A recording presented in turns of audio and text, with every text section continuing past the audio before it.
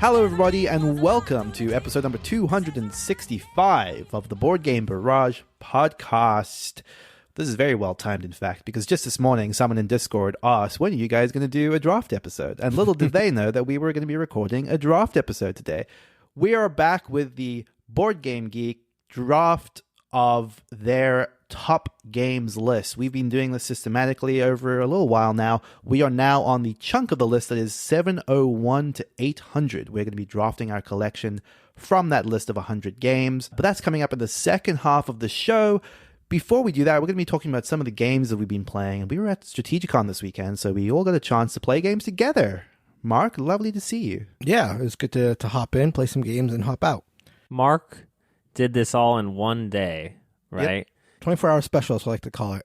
He rolled in his pajamas, Yep. okay, to my house, and he jumps out, and he's got the hoodie on, the sweatpants, and I'm like, this is what you're wearing to Stracon? He's like, well, I just came from Vegas, and then you went back that night? Yeah, I just woke up. Got in the car. You woke up, got in the car at like 5 a.m.? Yeah, I hopped out of, in my pajamas, with the footies on and everything. Was it 5 a.m.-ish? I was on the road at 6:30, I think, so. On the road at 6:30, you stopped for gas coffee because you can't afford them prices. Right. And then you drove straight to me. Straight to Kellen. To get all my games. Love to do. Because I don't want to carry them, right? I was leaving like 20 minutes later, but I didn't want to carry them. Yeah. Came to my house, got the games, and then you went home that night. And what time did you get home? 11. Oh, No, sorry, like midnight, closer to midnight. I actually feel bad because that means that we were just goofing around playing more board games and got home before him. Yeah. Does that make you feel bad, Neil? That was inevitable. Anyway, sorry. I was very gracious for you muling my games, though people at the con weren't. You they were wanted very to talk to me. gracious for me to Well, view your games. That was very gracious of you to allow me to drive down there to view your games. That was gracious. I'm not sure what was said. And what was unsaid. That was the even spicier part. Yeah, I also just want to comment that the reason that we built up such an audience is the fact that we get inside our listeners' head. They're asking for this episode that we already have on the books. It just shows the synergy between us and our listeners, the closeness, the bond that we have. They felt this sense that, hey, it's about time for a draft episode, and that's because we're all on the same wavelength, everybody. Yeah, exactly. It's like, that's when you have a championship team. Like, be it basketball or soccer or whatever, you make the passes knowing your teammate's going to be there. You don't have to look up. You just know it. So that's exactly sort of connection we have with our audience. Kellen looks a little wary of that analogy. Yeah, I just wonder, what position I play in your supposed team here. Oh, interesting. Well, I'm trying to think of a sport that has 4 players in it, so I could do like a 1-to-1. But if we could get a fifth, so let's go basketball. Basketball's got 5 players. Okay, point guard is the brains of the operation. It's obviously me. No. So I don't know. If somebody can tell me a sport that has 4 players, we can come up with the analogy. Kellen looks like he's thinking about it. Ping pong. Ping pong? Think of that and what we think our championship team should be, what sport we should be breaking into. But before that... So real quick, sorry, while we're on this analogy, I was on Ben Maddox's show a while back. This must have been pre-pandemic, I'm pretty sure, early pandemic. And I can't remember, because he's a big Liverpool fan too. And so we were talking soccer on the show. And I came up with a soccer team filled with board game media people. And I think I had you both on it, but I can't remember what positions I had you play. So tune back into that show to find out. I know I had Dan Hughes on the team, and I think I had Richard Simpson on, but I'm not sure. Waterboy. Yeah. Okay, let's talk about some of the games that we played this weekend. 2 of them which we played together. So the games that we're going to be talking about this week are Shake That City, Clank Catacombs, and Galactic Renaissance. Let's start with Shake That City, Mark. Yeah, so at Strategicon, we were able to play a review copy of the recent release, Shake That City, with the wonderful Monique from the YouTube channel Before You Play. This is published by AEG and designed by Mads Flo and Kare Torndal Kyer. A couple Danish names I'm pretty sure that I mispronounced. In Shake That City, you'll be playing a city building tile laying game that feels a lot like a mix between 2 cities in its scoring and tiny towns and how you get to that scoring. The way it works is that each player will have a 6x6 board in front of them in which to build their city. These are represented by tiles that you'll be adding to the city. You've got road tiles that score if they're connected to the edge of the board. You've got factory tiles that score if they're next to factories or roads. Homes that score per discrete cluster. Parks that want to be near homes. And factories and shops that score as long as they're connected to roads. Like a discrete cluster? Yeah. Is that in the rule book? No, that's just what it is. English It's sort of like what your dog leaves and you run away without picking it up. That sounds like a nice breakfast cereal. Cluster? Clusters? Cluster is a terrible word. Cluster, you have positive associations with cereals. Clusters. Clusters? Yeah, like a honey cluster. Like a discrete cluster? You have an association with the word cluster with dog feces? That is wrong. Nobody else has that kind of association with the word cluster. Discrete cluster. All right, okay. We're going to put it up on the Discord. That's is a cluster poll. a fun word or a bad word? Yeah, but also discrete as a modifier is something to be ashamed of. No, it's like makes it mathematical and cool. You do it discreetly. It's like an Apple product. It makes me feel like a clean Apple product, like discrete cluster. and you've got a dog. What you associate with that? So I don't get it at all. Anyhow, so those ways of scoring is where you get sort of the between two cities scoring, where each type of tile scores depending on the placement and what it's next to. The way you place the tiles on the board is every round, there'll be a randomized 3x3 grid of cubes in one of 5 colors representing the 5 types of buildings. The active player picks one color to place on their board, and then all the other players are free to pick one of the remaining colors to place on their own boards. In placing the tiles on your board, you have to place the tiles in the exact orientation they appear in the grid. So no mirroring of how the tiles are or anything like that. So in a Tiny Towns sort of way, you can very easily get yourself in a situation where only a few, if any of the choices are legal. So you don't necessarily want to always take the color that's most represented. Not that you would anyway, given the way that scoring works. Now, I've glossed over how the 3x3 grid of random cubes is determined on purpose because I think it deserves its own little spotlight here. So there's this square contraption where you throw all the cubes in, and if you've ever played the original Camel Up, this will be familiar to you. The way it works is that you're going to shake that box. Shake that city. Nice, perfect. That city. So you shake it, you place it on the table, you press one side, you lift the box up, and voila, you have a neatly arranged 3x3 grid of cubes. Unless you're Monique, of course, and accidentally fumble shaking that city. Yeah, Monique had an issue with pressing and holding on to the plunger there, and we got a spray of cubes rather than a neatly arranged 3x3 grid. We prefer discrete cubes, yes, rather than a spray of cubes. I would argue the phrase "a spray of cubes" is much uglier than discrete, whatever we were talking about earlier. Anyway, it's silly, but I think it's pretty fun and cool. After the round is over, you throw all the cubes back in, shake the box again, and you're ready for the next round. I gotta say, I acknowledge that this game likely won't have much staying power for me, and I know there was some talk about it being an inferior take on the aforementioned Tiny Towns, and I get that, and I probably agree with it. And I know that if the shaker thing wasn't there, this game would likely disappear from my mind quicker than it already might. But I have to say that I enjoyed it. I needed to run right after we played this, as we mentioned earlier. But if I hadn't, I wouldn't have been against running it back, given how quick the game was. I think the shaker, in addition to being really cool and novel, also makes the game move quicker than it already has, given how light it is. I also think that there are enough interesting decisions that it's not air wispy light. I think that if you've got a group that likes games in the mold of Tiny Towns or Quadropolis or even Carcassonne, then you really could do worse than Shake That City. And I think the shaker is a big plus for that. I think that Shake That City, and to no small degree because of the shaker, would be a big hit for those family and friends in my life who are interested in playing games while not being necessarily interested in playing a hobby, quote unquote, game. So I really like Shake That City by AEG and designed by Mass Fliau and Kar Torndal Kyer.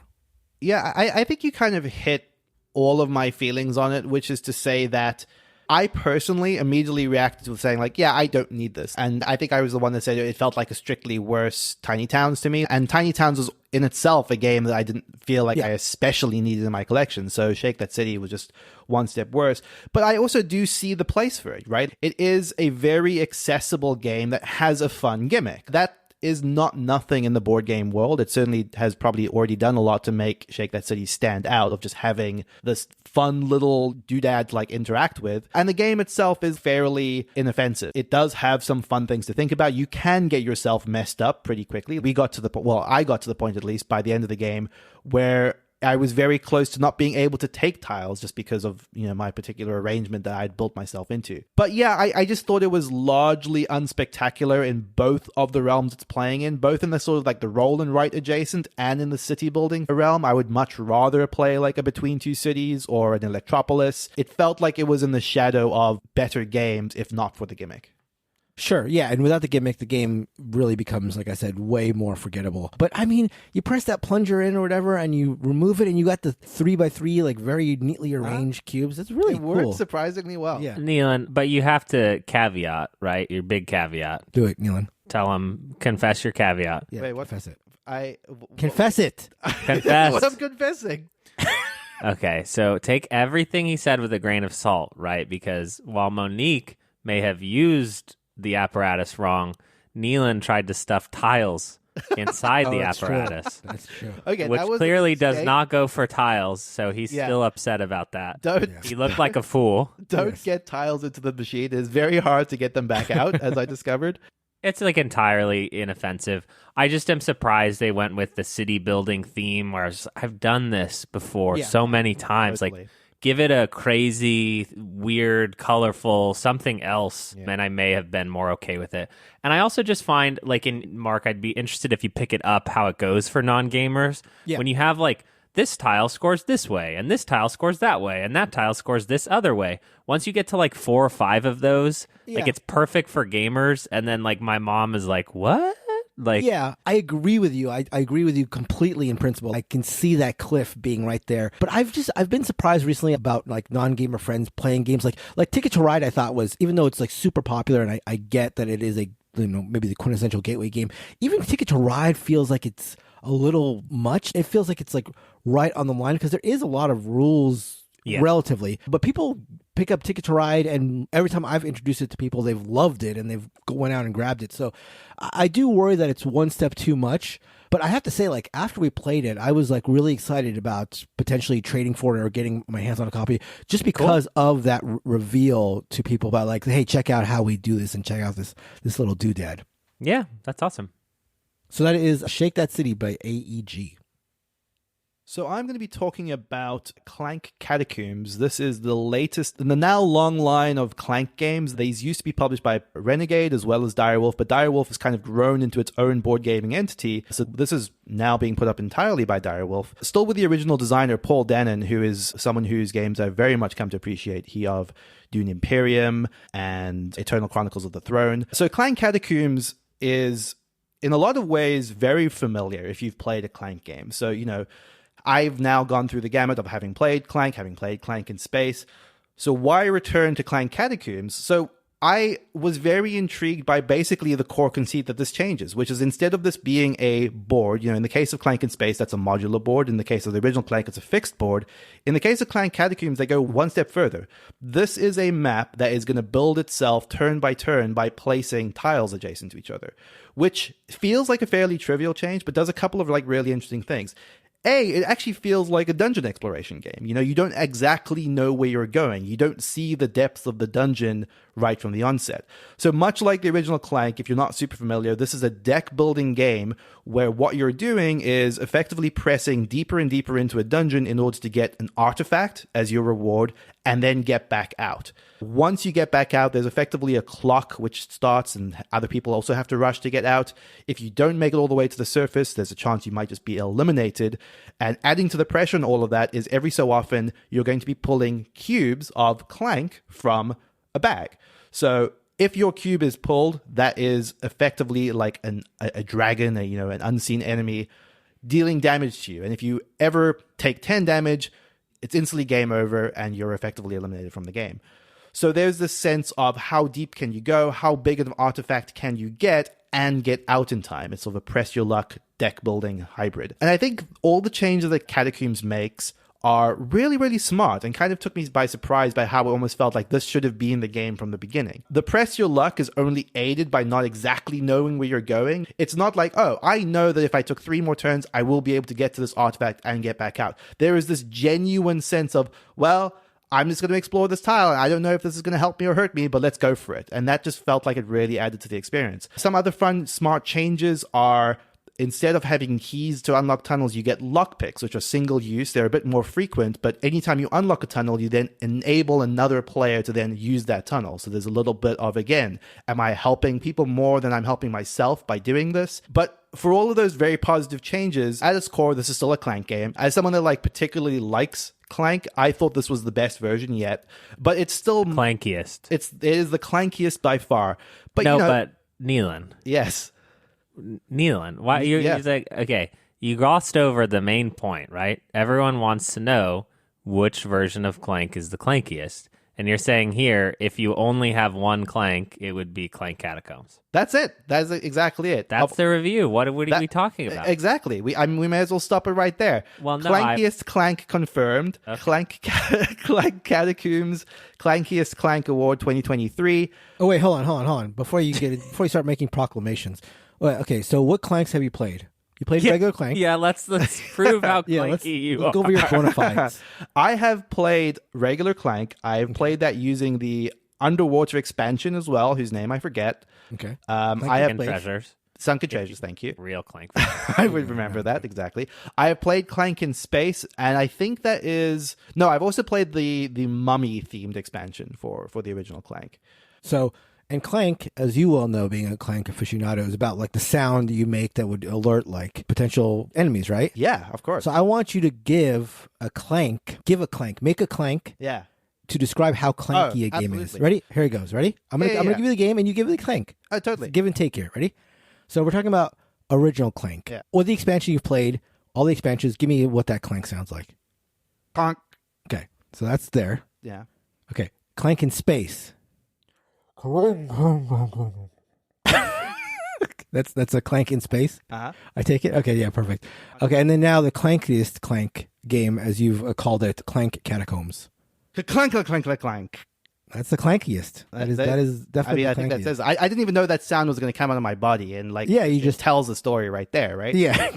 If you've ever had any curiosity about the series, then I have no hesitation saying that Clank Catacombs is the one to get. But if you have played a lot of these, if you've played a lot of Clank, more so than I have, I don't think you need to be jumping out of your seat to get this, because it is, like I said, it is 70% still the same game. But this is probably Clank as it always should have been. That is Clank Catacombs by Paul Denon and Direwolf Games.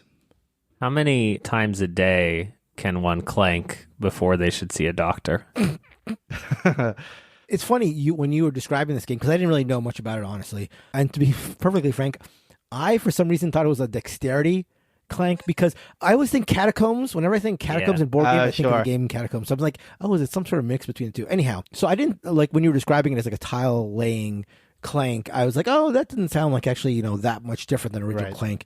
But I do like the idea that, in original Clank, where you have the static board, you can, as you were saying, sort of math out, okay, if I have 3 or 4 more turns, I can do this and get out. And the fact that you don't have that certainty does make for a much more interesting, I think, experience probably. I mean, definitely. I think that is probably the biggest weakness, other than some loose deck building stuff in the original, which has also been refined gradually. That was already better by Clank in Space, the deck building feel of it. Yeah. But yeah, I think that's the biggest change and the one that makes it feel the best. It's just a lot of the uncertainty that it adds. Oh, one just quick thing, something that is really smart actually, is because of the way that the tunnels work in Clank Catacombs, as you get onto the board, right, you can see where to get back out, but you actually have to tile your way back to that, be able to get out. You can't go back the way you came, is kind of what I'm interesting. saying. Okay. So you have to explore in order to find the exit again, which I think is quite cool. a clever little touch. Yeah. But yeah, Clank Catacombs. It's been really hard not to comment on your pronunciation. I could not believe that you hadn't done that until now. I'm well, it's all I'm saying is stupid. So I can't. I was shocked that you didn't say anything until now. Yeah, Tombs, Catacombs, easy. Oh, interesting.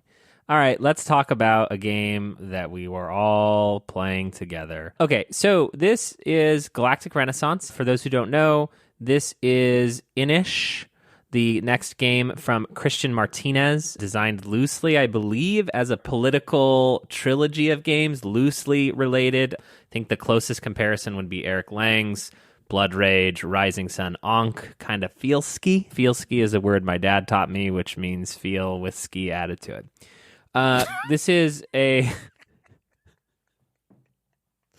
This is a pre-production, pre-Kickstarter copy. This game is coming to Kickstarter next week. So thank you to Matago for providing us with a review / a pre-production copy of the game. This is a 90-minute to 2.5-hour spacefaring, area control, deck building game in the loosest sense of the word deck building. So there's a lot of systems that feel similar to Inish, so we'll comment on those perhaps at the end of this. But in Galactic Renaissance, everyone has a deck of 7 cards, and those are the base cards that will allow you to explore new planets, that will allow you to put out your buildings onto the board, that will allow you to put out neutral buildings, that will allow you to move, that will allow you to score victory points. And the way the deck building works is actually unlike any deck building I've seen before. Perhaps the closest is the Aeon's Endgame that Nealon won't shut up about.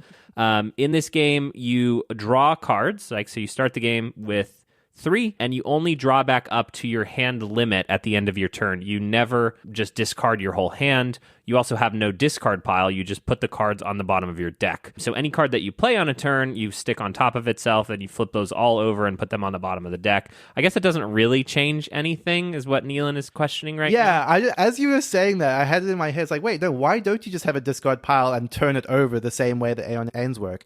And the only way I could think of is that it doesn't want you to look through your discard pile, which bugs me a little bit, but anyway.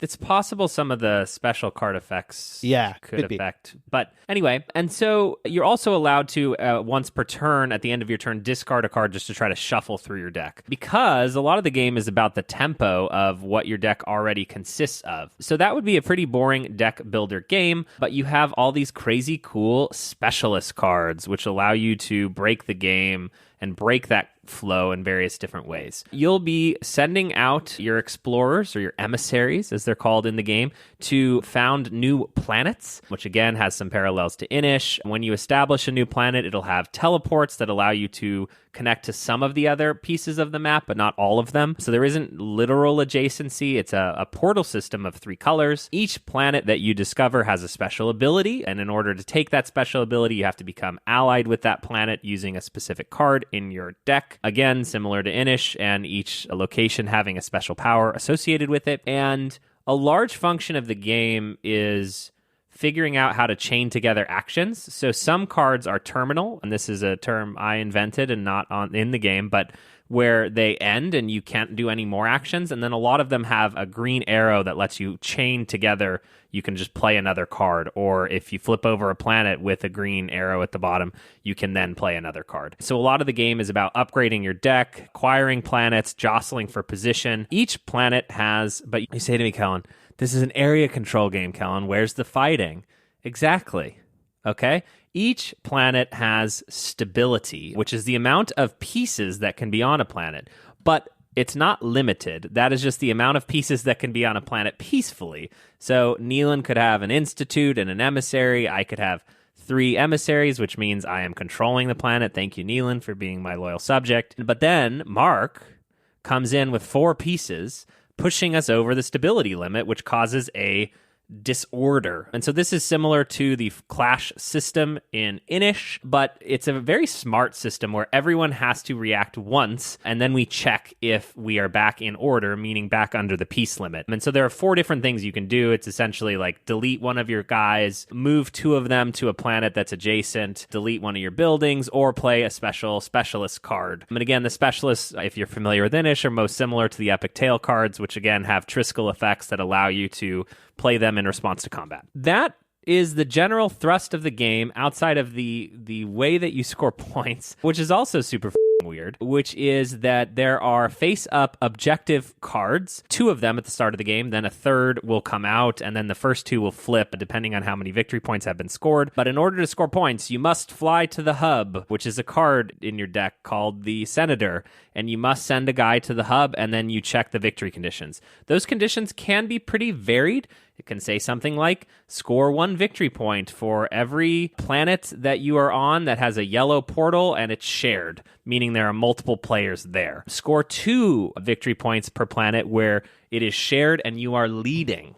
Score 1 victory point for every different planet you are on that is shared. A lot of the effects have to do with being in shared situations, which is pretty different than normal area control games where, if multiple people are in the same spot, that initiates a clash until there's only one person in that spot. The way the game ends, again, also weird. You score victory points. To win the game, you must have scored 30 victory points and had a turn, the last turn, where you scored 10 or more points. So if you had 20 points, you score 10, the game is over, you have won. But if you have 21 points and you score 9, the game is not over. You must have a future turn with 10 points of scoring, and then you win the game. That is the loosest rules overview for Galactic Renaissance. There is a lot going on in the game, but it isn't also like an insane overreach of mechanisms and systems. It all sort of works together and flows once you are playing. A lot of the stuff is on the cards. It is definitely more complicated, I would say, than Inish, but I wouldn't say it's drastically more.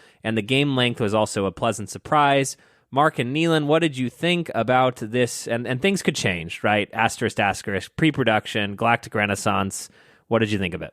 I really liked it with some reservations. My biggest issue with Inish, and I think there is obviously like a shared DNA between the 2 games in terms of like the card play and the way that some of the combat works. My biggest issue with Inish was the fact that you got a lot of, in my opinion, like king-making situations, which was fixed by the expansion. But Galactic Renaissance is so tactical that I don't think that's going to ever be an issue. Kellen mentioned the 3 scoring conditions, which 2 of those will change during the game. And so not only do you have these like scoring conditions that can change, but the scoring conditions are contingent on the fact that you have the scoring card or a scoring card in your hand, and your hand size is quite small throughout the game, and dependent on the board state, which can change from turn to turn. Also, this will obviously be dependent on player count, but in the 4-player game that we played, there were plenty of times where I would be in one board state and thinking like, oh, if I had my scoring card now, I would be either good or bad or some situation. And then when it came back around to me, that could have changed drastically because the scoring conditions could have changed, which again only happens twice per game, so it's not like it changes all the time. Or more commonly, just like my pieces could have moved, other players' pieces could have moved, and that could have changed the situation. So it's extraordinarily tactical. And also, Kellen was mentioning how weird it is to describe how to play it and how sort of difficult it is. And that's one thing I really liked about it, is like it feels unlike any other game that I've played. Even Inish, even with the commonalities with original Inish, it feels way different than any game I've ever played. So I like that. I like that it makes me sort of play a board game that I've never played before. Even towards the end of my game, I just started to fully understand and fully get it because it just feels so novel. My caveats would be, just how tactical it is. I wonder if that would eventually be something that would be frustrating, but it makes for an exciting game because you never know where you are. I ended up winning the game that we played, and I honestly didn't realize that my last scoring turn would be enough to win it, just because things had changed from turn to turn. It's just hard to know where you stand because your footing could either like fall away from you or be strengthened without you really having super much to do with it. Obviously, you put yourself in the right position, but it's just like game is so tactical. The other concern I would have a little bit is just how much of the game is on the cards, as Kellen said. It makes for a very, again, fun, tactical, oh, wow, this happened, and that's crazy. But drawing specialist cards, and all of a sudden they have an ability that you didn't realize they would have. Again, this would obviously change with more plays. You would, have an idea of what was possible. And so I will say that I think my caveats, these like potential negative things, are pretty soft negatives. I can see them legitimately being frustrating for some people quite a bit who want like some level of perfect information or some level of strategic play. I think if you're looking for strategic play, this does not feel like the game for you. But if you're looking for a fun, interesting, exciting game, like this felt like that to me. Yeah, I think that there are a couple of design choices that exacerbate But I actually think are ultimately very smart choices in that problem, which is the cards that are terminal, as Kellen put it, are the ones that are your big like place setting cards. Like, hey, take any number of people from this planet and move them to any number of planets, you know? Those are cards that you typically can't act again after, which means that you are setting up in one turn and hoping by the time it gets back to you that you still have enough of that place setting in position.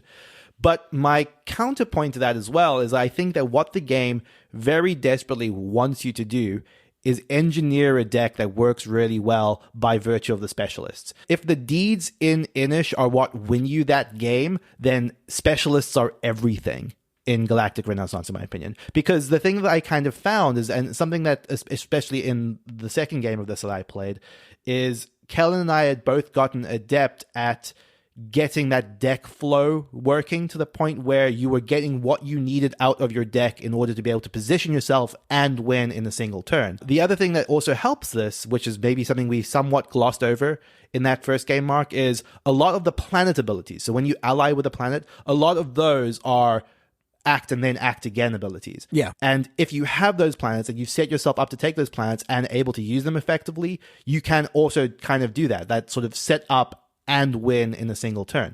But does that still lead to events where someone might suddenly, sneak out a win where you didn't expect them to? Like, absolutely. But I think that kind of feels closer to the intent of the design to me in a way that felt satisfying. Like, the most recent game I played with Kellen, had that intense fear of, oh no, I think Kellen's deck is also at the point that he could pull this off. And he's close enough to the win that if he gets things lined up just right, he could win before I did. And, thankfully for me, it just didn't work out that way. But it's... By my pride, Mark. That's the thing that I loved about this game, is that his deck was better than mine, I would say, his ability to manipulate the board. But my deck was very fast. I had a way to draw cards and get to my scoring faster. Okay. So I misjudged. I was like, he's going to get to his senator card and score before I can. So on the previous turn, I just moved everybody to try to with him. Yeah. Just literally, I spent the entire turn just messing up his stuff.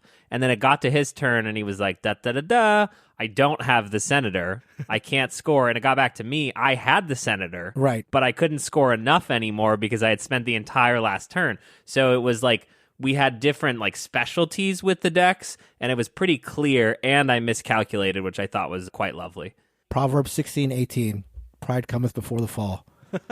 You're a man of the good book. I would have expected you to plan for that. Yeah, it could be a mass event. The pride is still sort of storing up. Right. I would say this is some cosmic plane crash. The other thing that I wanted to highlight was a card that I got, a specialist card that I loved so much, was called the Agitator. And all the Agitator did was make them lose one of their cards and put it back on top of their deck. But especially in the early game, it was quite disastrous. And I don't know if it was most disastrous to Neelan or if Neelan just face reacted to it the most. Because every time I would be like, you guys know what card this is, right? Neelan would look crestfallen. And I was like, that's what an Agitator is. I'm just agitating the out of everyone at this table and loving it. Can you tell the people who are listening how I reacted to the Agitator card? No, I can't recall. You can't recall? So the Agitator card makes you, as Kellen said, put one of your cards back on top of the deck. And so your already small hand limit is one less, which is devastating.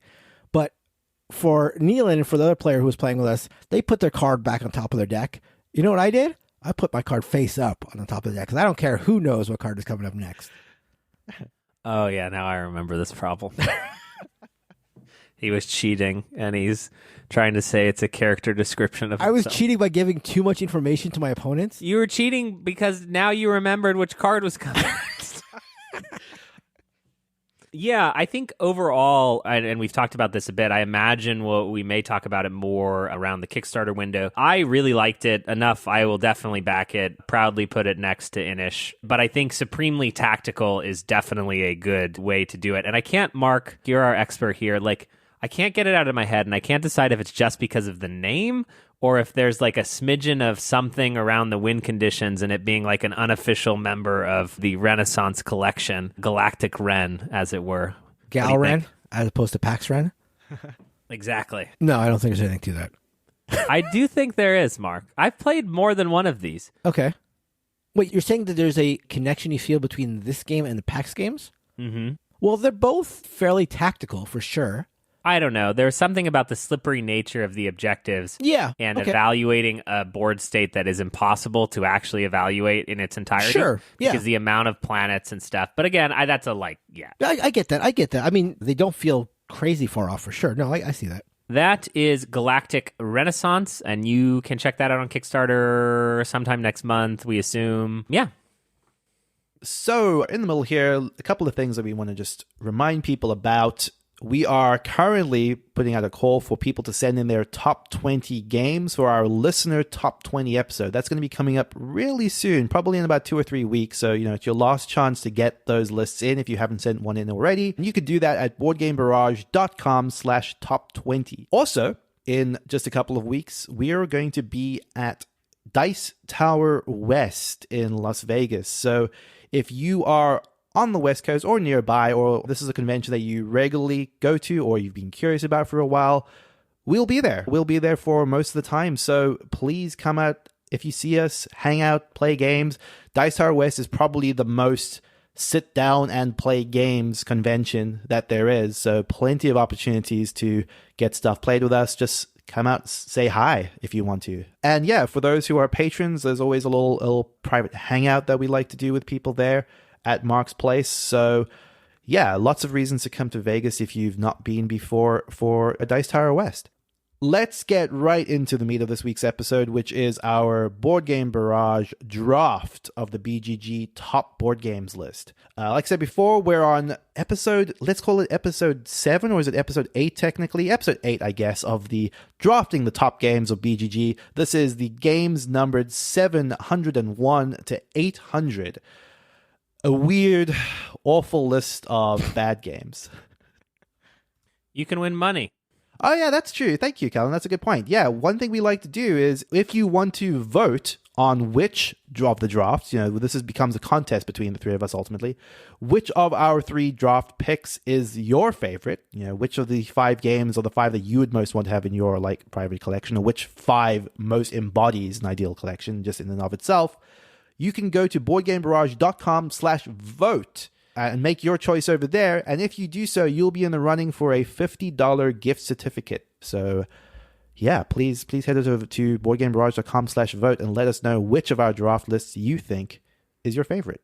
And just to clarify, Nealon put sort of a descriptor on how you're supposed to frame which person you vote for. And as we've said in the past, you pick the 5 that you like best. It doesn't have to be, it's not like the rounded out collection. There's no rhyme or reason. It's whatever 5 works best for you, for whatever that means. Totally. I think we've all fallen into the trap of thinking that this needs to be a collection of 5 games that stands alone, and that's not how people vote. So, vote however you want to vote. I think that without further ado, let's go into a little bit of the process. We have the list of 100 games in front of us. We'll be snake drafting, which means we're going to go back and forward down the turn order until we each have 5 games.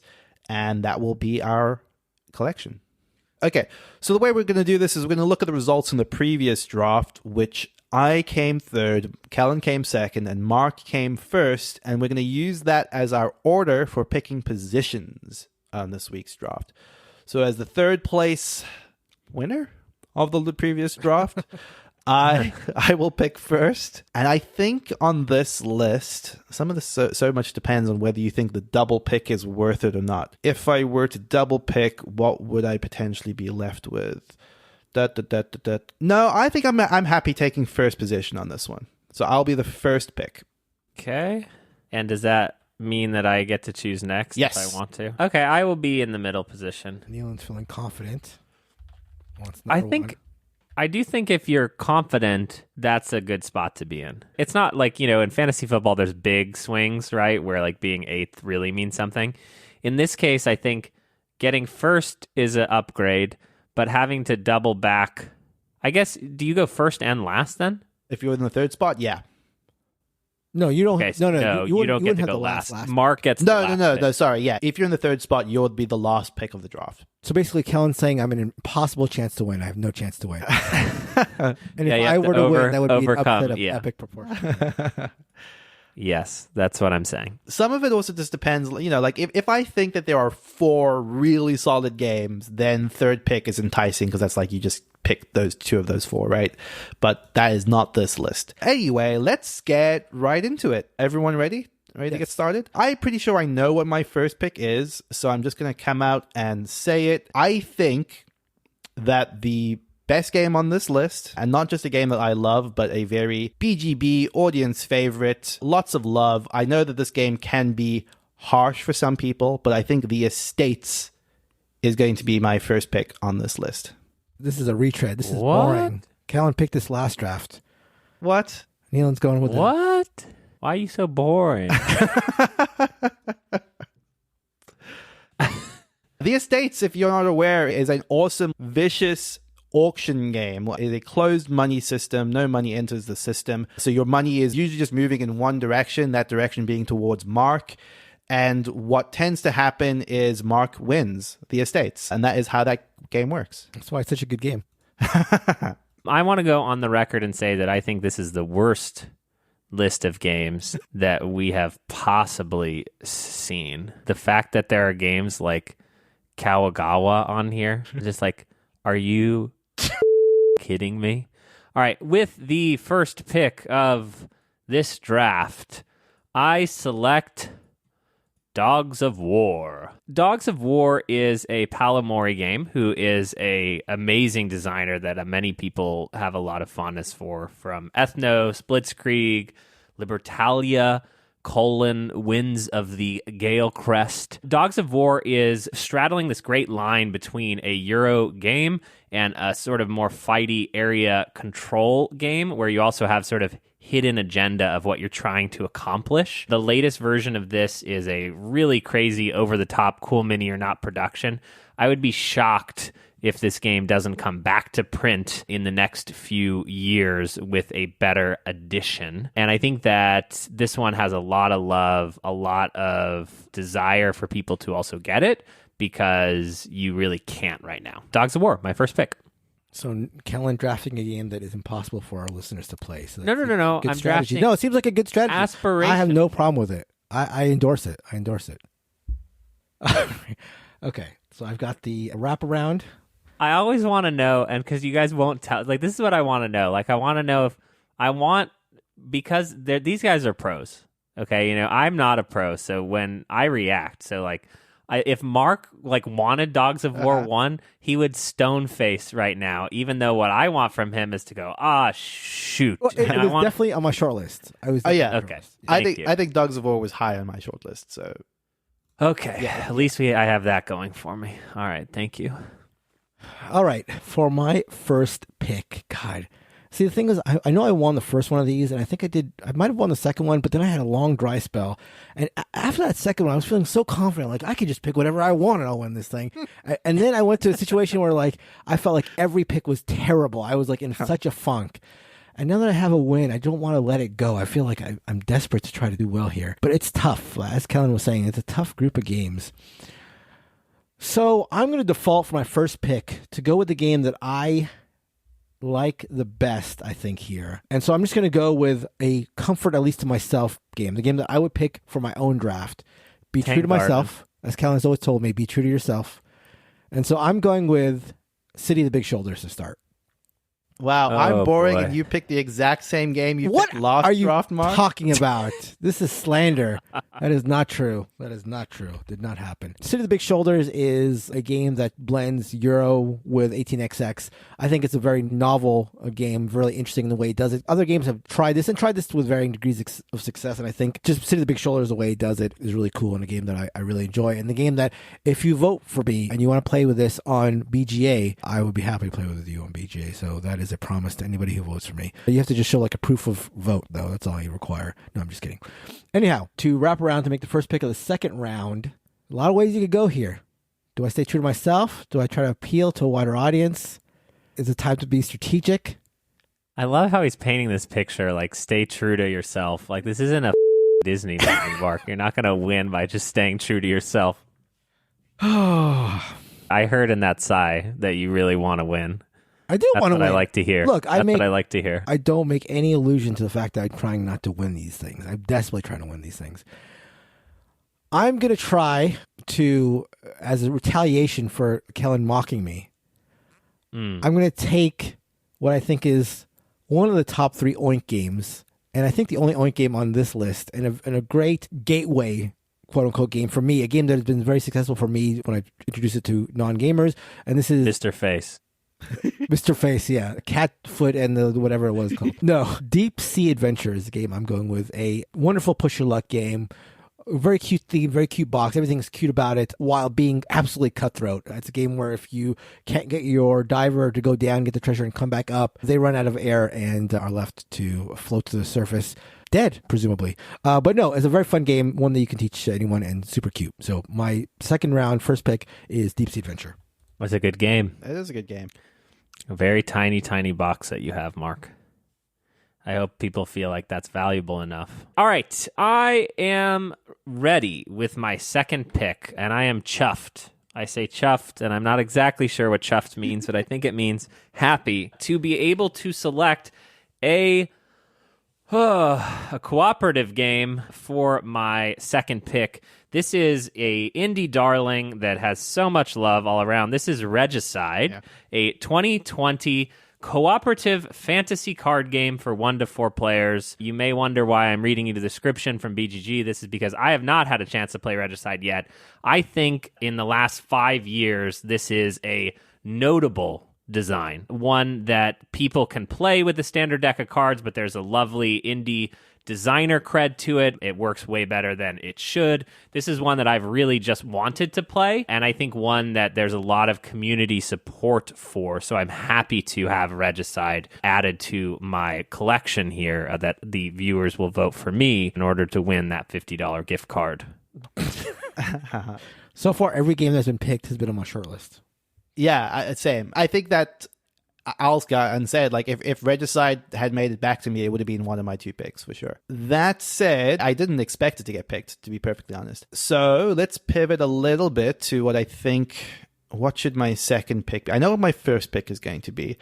I'm a little bit uncertain about my second. I think it has to be this. Okay, let's go with these 2. So my first one probably would have been my first pick anyway, for the spot at least. This is a much loved game, lots of fun, has just recently had a second edition, which is purely an improvement on the original. This is Galaxy Trucker. I think Galaxy Trucker is an incredibly fun game that I think if the second edition proves anything is just how well it still holds up. I think some of the changes that they make to Galaxy Trucker, the refinements, are very, very smart. And on top of that, the art is like never looked better. Like, it's so vibrant and colorful. It was just like such a solid reminder of why I loved Galaxy Trucker and how relevant it still is, especially with this new edition. So that my first pick of this double batch is going to be Galaxy Trucker second edition. My next pick, if I can't have Regicide, I think I'm going to have another game which I feel like largely blew up because of Board Game Arena. This is a classic Sid Saxon game, which I think a lot of people discovered over the pandemic, of just like how delightful and simple and incredibly fun it is to play. I now have my own physical copy of this lovely Korean edition of Can't Stop, an incredibly accessible game that is so much more delightful than like its very simple rule set and very simple premise would lead you to believe. It's as simple as choose which dice you think are going to come up with more regularity in a couple of rolls.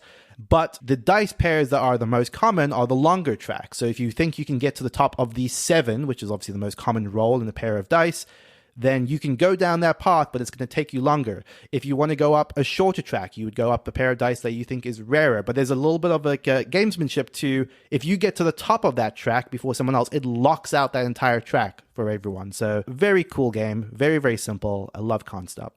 I think it's been ruined for many people by BGA because when you click roll dice and it just tells you everything that you can do, it's quite a bit faster than playing it in person. I would not say that's been my experience of it, to be honest, because I mean, I wouldn't have not discovered this game if not for BGA. And if anything, I think that the vibrancy of just having to roll dice. You may want to cut out that BGA helped you discover Sid Saxon. Yeah, I was going to say. You're saying this to Mr. Sid Saxon. I don't mean evangelist. that I was aware of the game. I hadn't played it prior to BGA. I would just make sure that all Nealon voters, potential Nealon voters, realized what he just did to Kellen by doing that. So Nealon voters, just think about yourself. Think about what you're saying about yourself when you're voting for Nealon, when he took that stab at Kellen. Why would you do that to me? Yeah. I'm very sorry. All right, continuing the trend of games I have not played but am picking, I am picking PAX Renaissance 2nd Edition for my list here. The PAX series of games is problematic and troubling from a design pedigree perspective, but endlessly fascinating games that are typically primarily card-driven. PAX Premier 2nd Edition is the soup du jour of the board game world, but PAX Renaissance is a game that has distilled some of those mechanisms down into a playtime that is actually one of the things that I'm most excited about trying PAX Renaissance 2nd Edition is that it's all of that, a bag of chips, and it's over in 90 minutes or less. Mark, can you confirm that's about right? Yeah. The 2nd edition came out just last year. It has already risen the ranks of the BoardGameGeek top list to be here. I think this has fallen off of Mark's favorite games list, but I think it's a great pick here for a nice weighty game to be a part of this collection. Yeah, it's fallen off my list just through lack of plays. I need to play it again. So yeah, I really enjoyed the game, and it scratches all those itches both for the gameplay itself and again my love for all things historical. So good pick. That said, what do we have here? We have the Estates, we have Regicide, we have PAX Renaissance. We have these come on, boring games. Let's be frank. Let's just be honest. Yeah, let's be honest. Okay, so yeah. I'll even throw City of the Big Shoulders. That's a long game. Okay, 18XX hybrid, not super exciting. If anything, the most boring choice of any we made so far. Nealon, you've already been warned for attacking Kellen. Outed as a Sid Saxon hater. I'd say more of a Kellen hater than a Sid Saxon hater. Anyhow, so let's get exciting. Let's roll some dice. Let's kill some monsters. You know what I mean? Nealon, you know what I mean? Yeah, I love rolling dice. Okay, so perfect. So you know what we're going to do? We're going to go Project Elite here. This is a real-time, cooperative, rolling dice, killing monsters, running around, screaming crazy, real-time game. Super fun.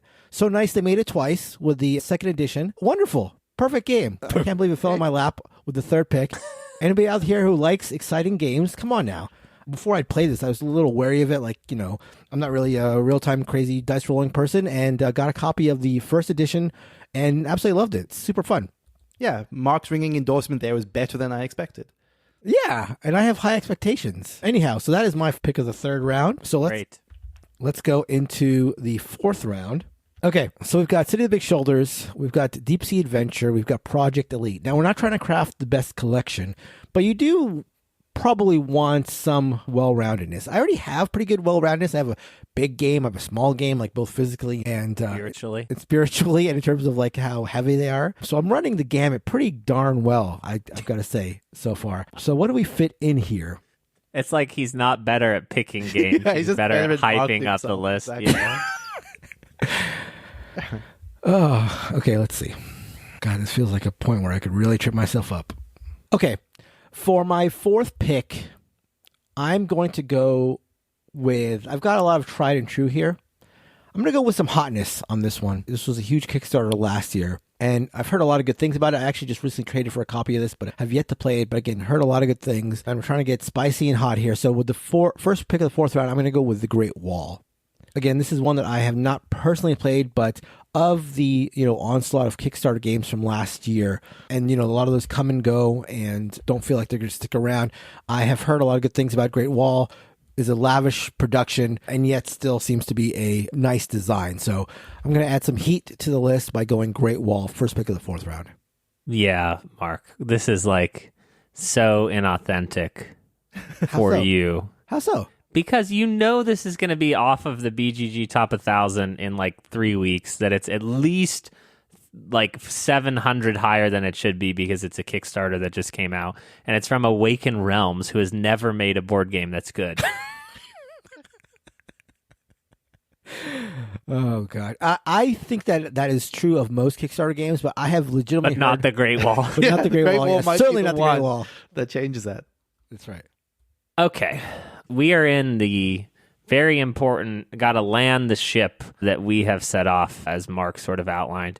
I don't believe this list of games is very good. I'm always looking at the year published to sort of kind of help guide me. I was looking for a heavy-ass Euro game as Neon looks for them. There is not one that I can get behind in any major way. So I will choose a game and land the ship with Black Angel, a spiritual successor of sorts to Trois, designed by some of the designers who designed Trois. Black Angel is a heavy Euro game of dice manipulation and drafting. It is one of the prettiest board games I have ever seen. The cover art is extremely striking. You have to pre-plan your actions extremely well in Black Angel. I would say that this is a sister to Trois, and personally, I prefer Trois. I'm going to be honest with my listeners, unlike Mark, who will hype the out of something like the Great Wall. Black Angel is a sound Euro game, more interesting Euro game than average, with a really, really beautiful aesthetic, and one that I feel like is on a little bit of a redemption arc right now. I feel like a lot of people bounced off it a little bit with the too much of the direct comparison to Trois, but I have in the last year or so started to see more hype and steam pick up for it. Just a little bit of a resurgence for Black Angel, a game that I think rounds out my collection well while still being true to myself, unlike Mark. That's another one that I thought was going to make back to me. What? Black Angel. I do actually think I've read like 4 or 5 Black Angel hype comments in the last 6 months in kind of a weird way. Yeah. I don't know. Yeah, it's like localized maybe to Reddit or whatever, but it seems like a game that has stuck around, at least to some extent, a little bit, which even though it has like a very low grade buzz to it, which is what made it tempting in terms of the list of heavier Euros that we have left here. Oof, I'm not sure where to go with this one now. So that kind of threw me a little bit. I'm constantly coming up against games that I kind of thought were going to make back to me and don't. But I think that I still feel very good about this next pick, which is a very, very beloved party game. This is Not Alone. This is a game where you are one versus many. One person is playing as a monster on a planet, and the rest of the players are trying to escape that player. But it's a game of sort of trying to outsmart what you think that the enemy is going to do in order to move around the space and ultimately escape. Not Alone is a lot of fun in the right settings. It's very well loved. It's just the sort of game that you can break out with a lot of people. It feels a little bit gamery. It's a little bit of that working together, using powers effectively, sort of cooperative, but against another human player who's actively trying to eat everybody. That's my first pick. Not Alone, more like not on my short list. Yeah, I am actually shocked that you've gone here, and I know we're playing it up so that people don't vote for you, but what a mediocre experience. Wow. No, I think this is solid. I think this is a great game, genuinely. Yeah, to be clear, I think that all people who like Not Alone are great people for sure. I just don't know what to... Okay, so my fifth pick should be obvious at this point, and if anything, you guys are idiots for not choosing the entirety of the Exit catalog as your fifth pick. Oh my god. Nealon. No, I'm not going to do that. That would... You do it every year. What do you mean you're not going to do that? Every year you do this to us. My fifth game is an Uwe Rosenberg game that I absolutely adore. This is New York Zoo. This is a polyomino game where you are housing animals in your lovely, lovely, lovely pastel-colored zoo. You are collecting polyomino enclosures for them, putting little beautiful wooden animal meeples into those enclosures in order to fill them up, in order to get more enclosures, to be the first person to fill out your zoo as quickly as possible. I love this. I think it scratches that itch of something like a Patchwork, which is more geared towards purely the polyomino tiling, like getting stuff that fits well together in order to effectively fill your grid as efficiently as possible, but also caters a little bit to kind of a little bit of the gamery sort of breeding mechanic that is in Uwe games and the rondel mechanism, and trying to see like what people will be able to get to before you and trying to get one up on them before they can. It's also just an incredibly lovely production. I love the way that New York Zoo fits. This is one of my favorite games from recent years, and I'm very happy to have it on my draft list. That's New York Zoo. Mark, can we both agree that this is a race between you and I? After these picks. When I heard good Uwe game, I'm like, oh, Caverna Cave versus Cave. Okay. No Yeah, one wants exactly. Cave versus Cave. No one likes that game. Can we all agree that there are no good picks left on this list? But it's slim pickings for sure. It's slim pickings. I give you that. Although, even in a drought, you could find some morsels, and I don't know if I would call New York Zoo a morsel. Look, it's a lovely production, and I had very high hopes for it. I just have never had a fun game of it, I would say. I've never, really, really enjoyed my experience playing it. I don't know. Yeah, I think what's interesting is, I think if anything, I just, largely disagree with your reactions to these games. I think that they are good, solid games that are well-loved, that happen to be games that you guys don't like. I mean, that's not, no. I love that's the my Estates. take. I love Can't No. Stop. I'm talking about I love Can't Stop more than you. Yeah. I'm talking Not about the Alone last in two. New York I'm talking Zoo. about specifically Not Alone in New York Zoo. Yeah, those two in particular is what I'm reacting to. And I don't necessarily think that they are strong picks. I didn't feel great about either. Oh, of them, no. to The be list. perfectly honest. No, I'm not trying to be. Yeah. No. It's just I And we literally go off don't the even- record afterwards. Totally. Yeah. Patrons will hear the off the record after this and will know what we really think. Who's posturing and who's pretending? And it's great. At some point it's just a question of I don't even know what I would have picked over those at that point. I'm curious to see what you guys pick, actually. Yeah, it's also who is listening to the vote, right? Because Not Alone strikes me as the absolute perfect Gen Con game, right? Gen Con goer plays Not Alone. I just don't know if our podcast listenership is Not Alone. Yeah, that's where the I could believe is. that. I could believe that for sure. Quick note, I just love Nealon's last comment about I'm curious to see what you guys pick. The judo move of you're making fun of me, now let's see what you guys can Yeah, no, because I'm thrilled to know what you guys think are better picks than those two. I'm you Jack. Okay. It's that he's super excited.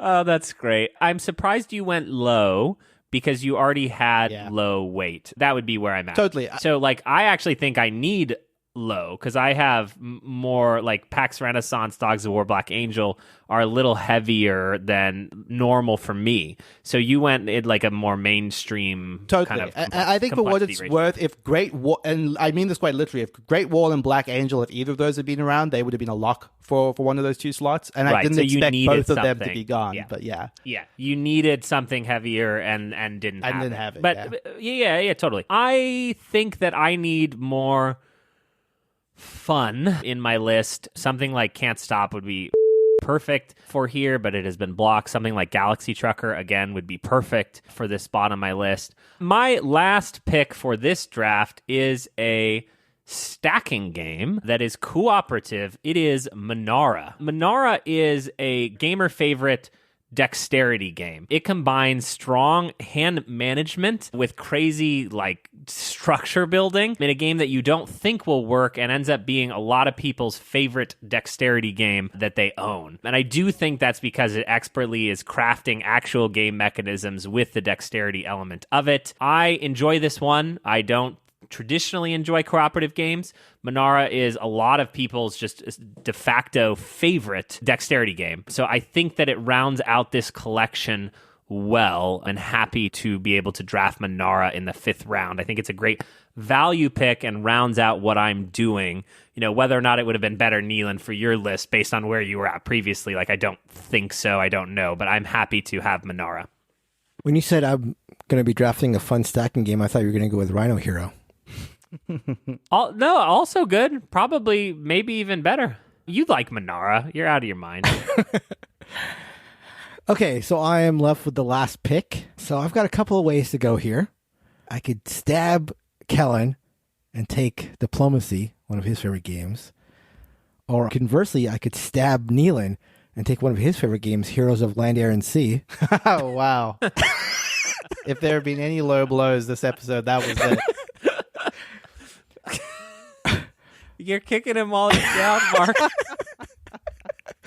But this is tough. It's tough. I mean, there's no more picks to be made, so I'm just going to go over a couple that I was thinking about. Disney Villainous, because I know it's popular, but I think with just the base game, which would be implied by picking that, I don't know if there's enough there.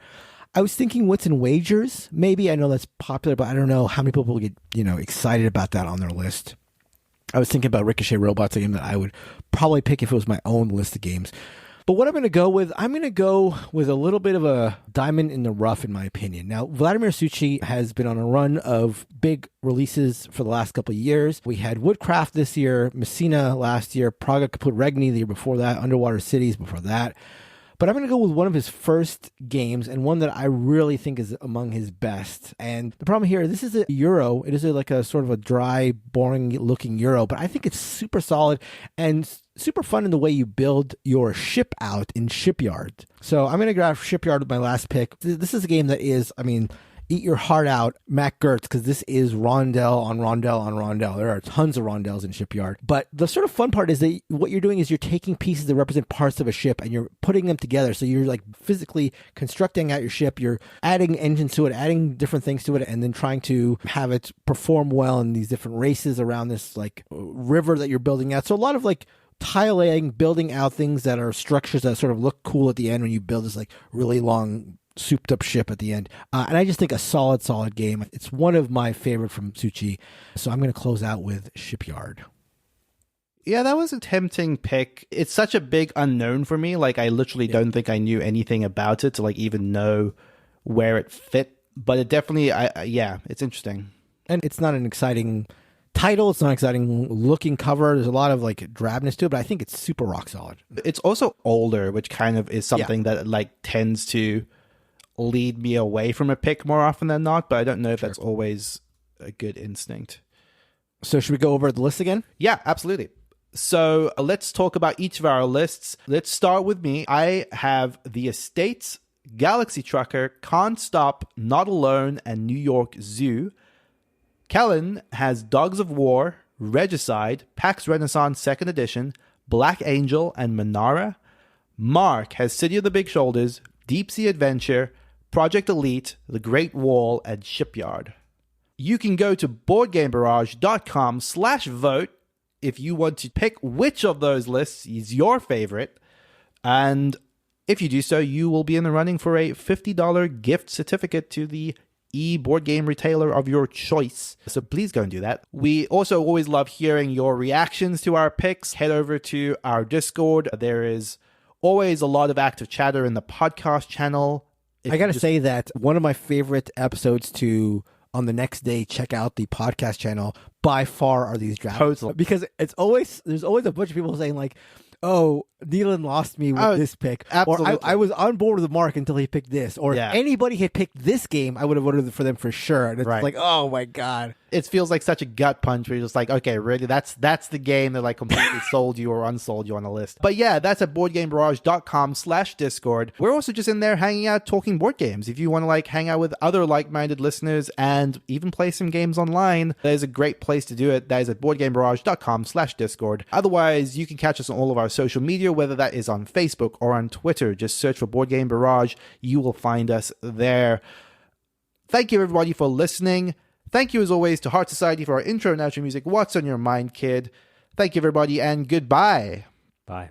Patrons are going to be getting the chance to hear us go off the record now and hear what we really think about these picks. So for them, we'll talk to you later, but for everybody else, goodbye.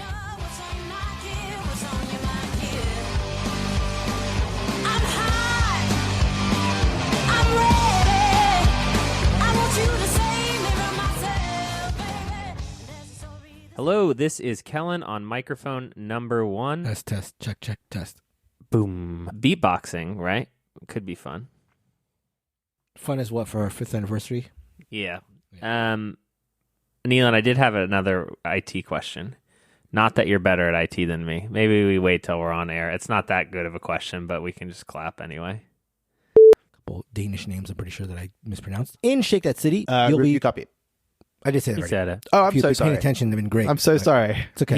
He was too busy thinking about when we have to stop and sing "Shake That City," "Shake That City," because that was what we were. Every time someone would shake that city, which is an action that you take in the game, we would sing about it. Yeah, we had our Shake that city. yeah. Shake exactly. that city. Who sings that song? Let's shake that song. I don't know. I'm not cool enough for that. Anyhow, in Shake That City, and just to clarify, Nealon sort of put a little bit of a what's the word I'm looking for? Nealon put sort of like a frame on A discrete cluster. Yeah. Sorry about that. No, Nealon put. Can you please pick up your discrete cluster?